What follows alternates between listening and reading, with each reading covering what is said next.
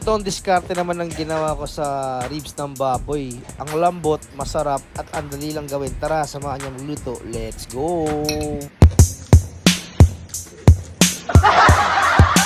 Pork ribs, bali minarinate ko siya ng 1 cup ng toyo. Tapos siguro mga 3 tablespoon ng Worcestershire sauce. Sinimplahan ko ng 1 teaspoon ng black pepper. Tapos isang cup ulit ng asukal. Tapos naglagay nga pala ako ng tubig hanggang makover lang yung ating karne. Tapos lagay tayo ng kalamansi, siguro mga 4 na peraso. Tapos ketchup, mga half cup. Tapos haluin natin tol yung ketchup pati yung mga iba pang pampalasa. Tapos maglalagay nga pala ako ng isang buong bawang natin ko sa gitna. So pinakuloan ko lang to sa loob siguro ng mga 1 oras. Tapos balik rin natin after ng 30 minutes. Tapos pag medyo malambot na yung mga pwede mo na hanguin yan. Tapos ilipat natin sa air fryer. Bali yung pinagkuluan nga pala ng ating karne mga tol, iyan ang papahide natin sa ating ribs. Temperature 180 Celsius sa loob ng 20 minutes, kabilaan yan. So, okay na yung mga tol, okay na yung ating ribs, tapos lagyan mo pa ng extra sauce. Ganun lang kadali, di ba? Sa mga tinatamad nga pala magluto, kaya mong gawin to sa loob ng bahay, mga tol. Napakasimple lang at napakasarap. Paano? Sana nag-enjoy ka, magpapaalam na ako, tapos ayun, bye-bye. Nyarap!